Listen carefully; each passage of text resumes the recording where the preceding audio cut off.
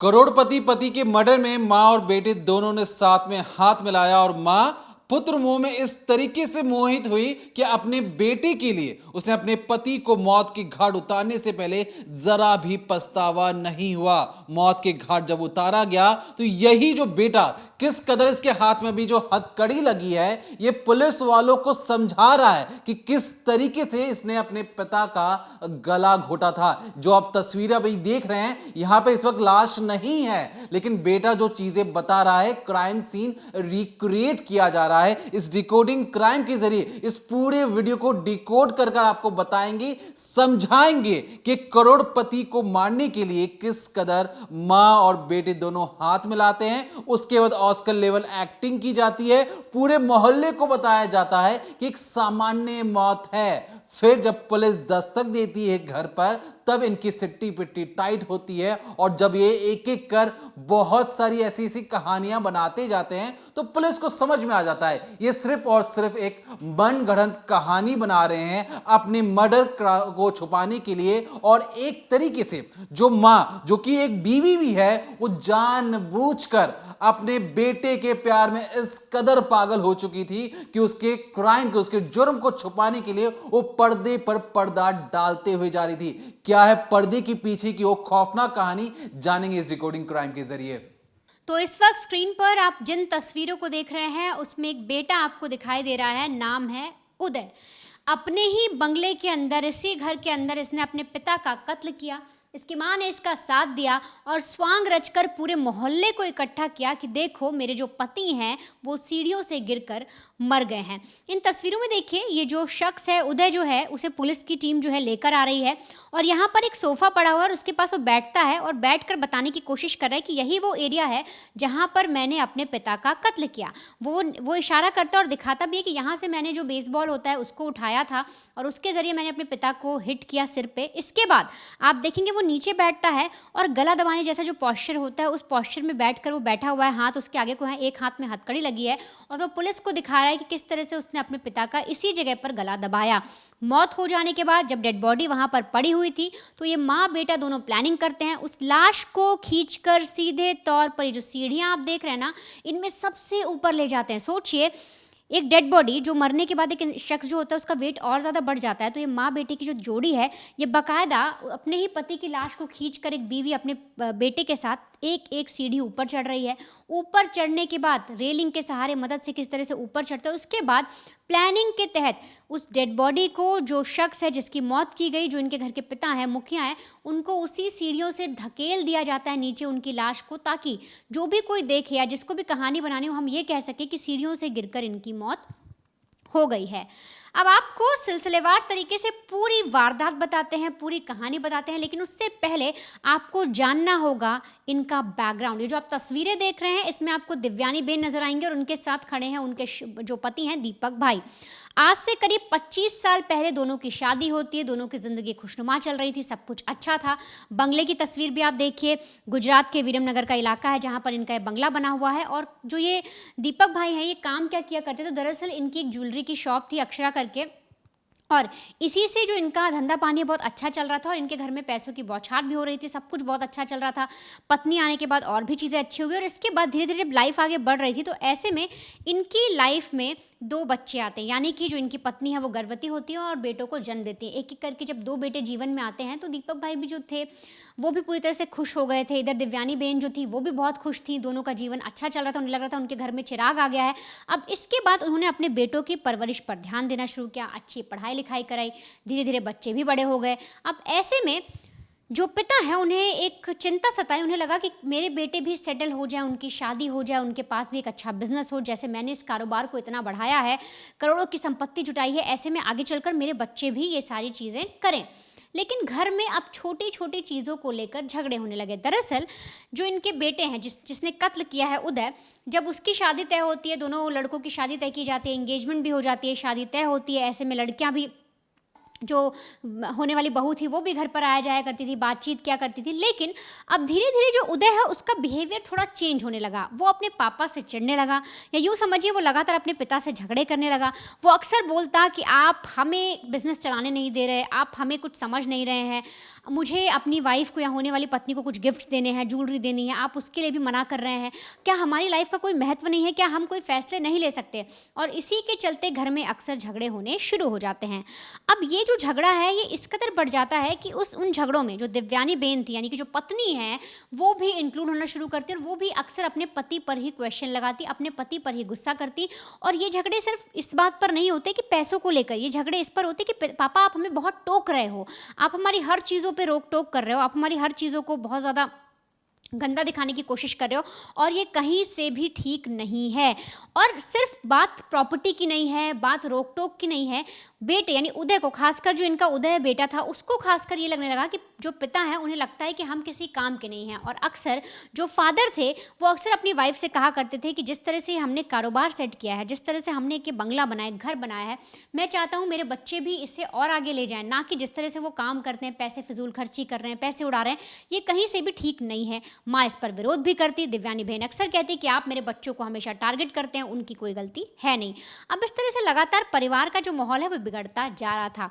अब कहानी में क्या होता है, तो दरअसल 6 जून 2026 को रात के करीब 10 बजे के आसपास महात्मा गांधी अस्पताल जो विरमगाम का है, वहाँ से एक कॉल जाता है कर्मचारियों के द्वारा पुलिस स्टेशन में, और कहा जाता है कि सर यहाँ पर एक डेड बॉडी आई है और उसके साथ उसके परिवार वाले आए हैं, और जाना माना नाम है, करोड़पति बताया जा रहा है, बिजनेसमैन है।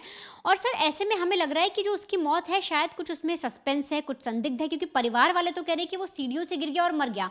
लेकिन जब हमने डेड बॉडी देखी, जब हमने उनकी लाश को देखकर एग्जामिन किया, तो पता लगा उनके शरीर पर अलग अलग कट के निशान हैं, चोट काफ़ी ज़्यादा लगी है, सिर पर ऐसा लग रहा है किसी ने वार किया है, तो कुछ तो डाउट लग रहा है। अब ऐसे में पुलिस को जब लगा कि डेड बॉडी ऐसे आई है, परिवार वाले बोल रहे हैं कि नॉर्मल हादसा हो गया है, लेकिन पुलिस को डाउट है मर्डर, डॉक्टर को डाउट है मर्डर का, तो फ़ौरन पुलिस की टीम बोलती कि ठीक है हम वहाँ पहुँचते हैं। और इसके बाद पुलिस की जो टीम है वहाँ पर पहुँच जाती है। अब अस्पताल में एक तरफ पुलिस की टीम खड़ी हुई है, डॉक्टर्स के पास जो एक डेड बॉडी पड़ी हुई है, और दूसरी तरफ परिवार वाले खड़े हुए हैं। तो दरअसल 6 जून 2026 को जो ये लाश अस्पताल में जाती है, किसी और की नहीं बल्कि दीपक भाई की होती है, जिनके घर में लगातार कलह शुरू हो गई थी, लगातार झगड़े हो रहे थे, इनके खुद के खिलाफ इनके बेटे खड़े हो गए थे, इनकी पत्नी खड़ी हो गई थी, और उन्हीं की लाश संदिग्ध हालत में अस्पताल में पहुंचती है। जहां पर ये जो बीवी आप देख रहे हैं, जिसे पुलिस ने अरेस्ट किया हुआ है, पिंक कलर का सूट पहना हुआ है, इसने अपने बेटे के साथ आपको नजर आ रही है, यही पत्नी वहां रो रो कर ड्रामा रचती है, स्वांग करती है और बार बार चीख चीख कर कहती है कि सीढ़ियों से गिर गए मेरे पति और उनकी मौत हो गई, कोई भी कैसे भी करके उन्हें बचा लो, आप देख लो कुछ हो सकता है, भगवान आपने मेरे साथ क्या कर दिया। हर जितने भी वो ड्रामे कर सकती थी अस्पताल में कर रही थी, लेकिन डॉक्टर्स को डाउट हो जाता है, और इतना ही नहीं परिवार के लोगों को भी डाउट होता है। और इसके बाद पोस्टमार्टम रिपोर्ट आने के बाद एक एक करके कहानी खुलती है, और असली कहानी पुलिस को पता लगती है कि आखिर 6 जून 2026 की दोपहर को ऐसा क्या हुआ जिसकी वजह से एक बेटे ने अपने पिता का कत्ल किया और पत्नी ने अपने पति की लाश को सीढ़ियों से फेंका, और उसके बाद घर के बाहर जाकर ड्रामा करना शुरू कर दिया। दरअसल ये जो पूरा वाकया है 6 जून 2026 का है, लगभग जो हम इस वीडियो को शूट कर रहे हैं उससे 1 महीने पहले का ये पूरा वाकया है। हुआ क्या था कि इनकी खुद की ज्वेलरी शॉप थी, बेटा भी उस जगह पर जाता है, और अक्सर जो घर के जो कलेश थे, बेटा लेट पहुंचता है ज्वेलरी शॉप में, और हर बार की तरह इस बार भी कस्टमर और या कहें बाकी लोगों के सामने बेटे को डांट फटकार लग जाती है। बेटा गुस्से में ना आओ देखता ना ताओ देखता है और घर वापस निकल जाता है। घर वापस आने के बाद वो अपनी माँ से कंप्लेन करता है कि पिताजी को अपनी आदत सुधारनी पड़ेगी, क्योंकि पिताजी बार बार रोकते टोकते डांट देते हैं, पब्लिकली डांट देते हैं, पब्लिकली ह्यूमिलिएट करते हैं, और वो चीज़ उन्हें बिल्कुल भी पसंद नहीं आ रही है। अब इसके बाद कहानी में भयंकर टर्न एंड ट्विस्ट आता है। दरअसल ये जो गुस्सा था, ये गुस्सा अब इन्हें लग रहा था कि फिजिकल होने की जरूरत है।